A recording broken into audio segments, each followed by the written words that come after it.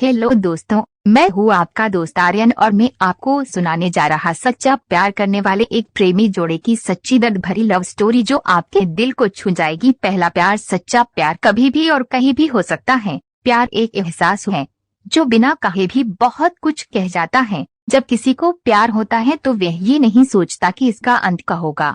ऐसा इसीलिए होता है क्योंकि वह इंसान किसी के प्यार में इतना खो जाता है कि बस उसे प्यार के अलावा कुछ दिखाई नहीं देता। बस वो हमेशा उस व्यक्ति के बारे में ही दिन रात सोचता रहता है। एक लड़का था, वो एक लड़की से बहुत प्यार करता था। वो उस लड़की के लिए कुछ भी करने को तैयार था, लेकिन दिक्कत ये थी कि लड़का बहुत गरीब घर से था जबकि लड़की बहुत अमीर थी। और दूसरी दिक्कत यह था कि लड़का अलग कास्ट का था, जिस वजह से दोनों के प्यार में बहुत कठिनाई आ रही थी। वो लड़का उस लड़की से अक्सर पूछता का तुम मेरे से शादी करोगी। लड़की जवाब देती है मैं तुमसे ही शादी करना चाहती हूँ, पर मेरे घर वाले इस शादी के लिए कभी राजी नहीं होंगे और मैं भागकर शादी बिल्कुल भी नहीं करूँगी। यह समाज बहुत बुरा है, हमें जीने नहीं देगा और रोज रोज हमें नई नई ताने देगी जो कि हमसे सहन नहीं होगा। तब लड़का कहता है ठीक है, जब मैं अपने पैरों पे खड़ा होऊंगा तो तुम्हारे पापा से तुम्हारा हाथ मांगूंगा।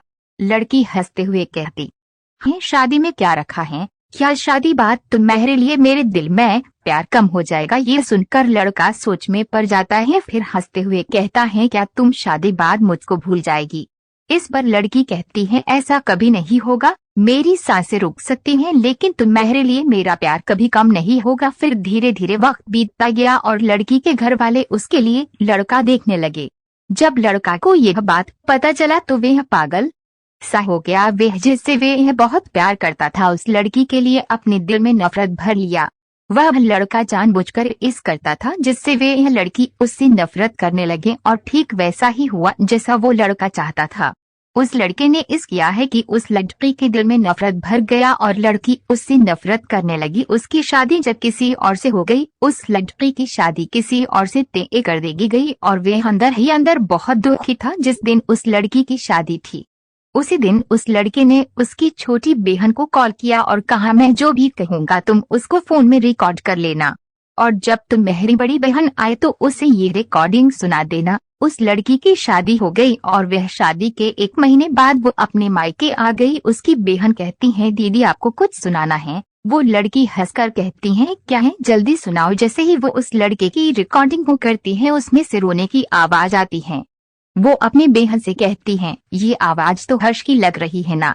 छोटी लड़की कहती है दीदी जिस दिन आपकी शादी थी उसी दिन हर्ष का कॉल आया था, वह बहुत रो रहा था, आप खुद ही सुनिए वो क्या कह रहा था। फोन की रिकॉर्डिंग चलने पे हर्ष रो रो कर कह रहा था रीना मैं तुमसे बहुत प्यार करता हूँ और मैं जीते जी तुम्हारी शादी किसी और के साथ नहीं देख सकता।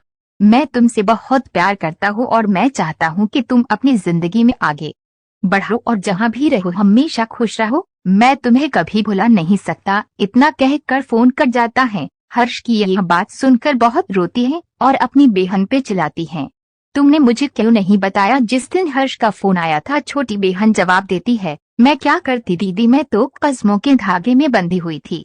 वह अपनी बहन को उसी नंबर पे फोन लगने को कहती है जिस पे हर्ष का फोन आ हुआ था।